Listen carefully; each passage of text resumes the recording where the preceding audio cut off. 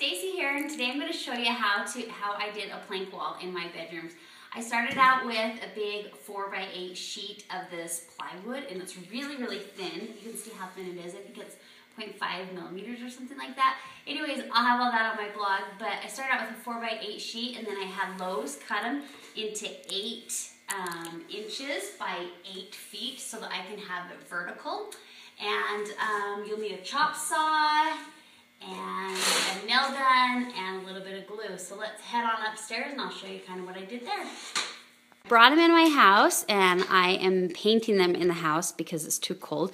I primed them one time, and I actually am painting it on this side rather than the beautiful wood side because I want mine white. You could probably leave it the wood side if you wanted, but for this project I did the white, so I wanted a uniform kind of look. So here's our room.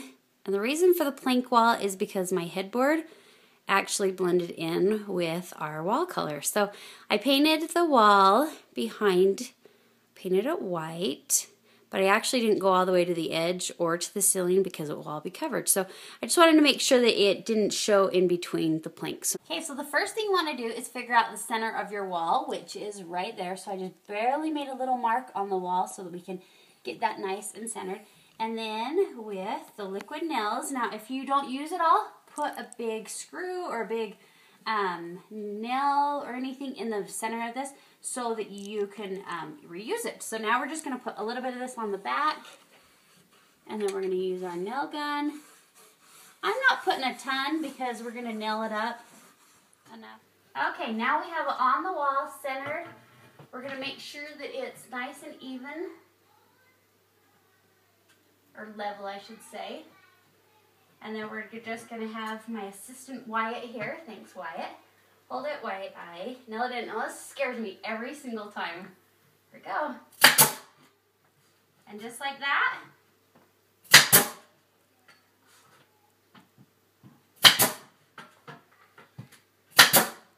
And just like that, I'll go all the way up and get the rest of it. And it'll continue on. I'm going to go ahead and stick some nickels, like Hassel Smith said, put some nickels in as my spacing, and I'm just going to go all the way across the top. Okay, as you can see, we're making some good progress.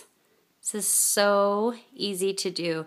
Now, as you can see, my lines aren't perfectly straight, but it's really kind of hard to do when you're cutting down the big sheet. So if you wanted it perfectly straight, you probably need to get like each piece individual, but I think once it's all painted, it's going to look just great. I've ran into a little bit of a problem. I have a plug. So I really want it to look like this. So this is how I did it. I put regular blue toothpaste. You can use white, but it may be a little bit harder to see. And I just put it just right around the edges of the plug.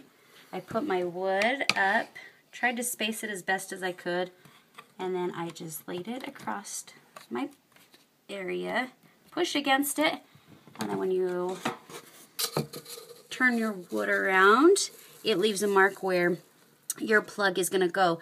Now you're going to want to make sure that you cut at the very top of it, and I just used this tool that my neighbor let me borrow. Not sure what it's called, but it's pretty awesome.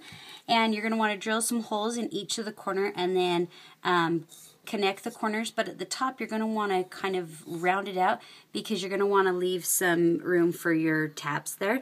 And then you're going to want to unscrew the screws, actually turn off your power, and then make sure that your power is turned off, and then you're going to unscrew these, and with the hole being cut, you're going to glue the back of your board, stick it up, and then put these back in, and then it will look like the other side like I had already showed you. So good luck with that. Hopefully that explains it. You may want to ask an electrician because I am not an electrician, but that is what I did.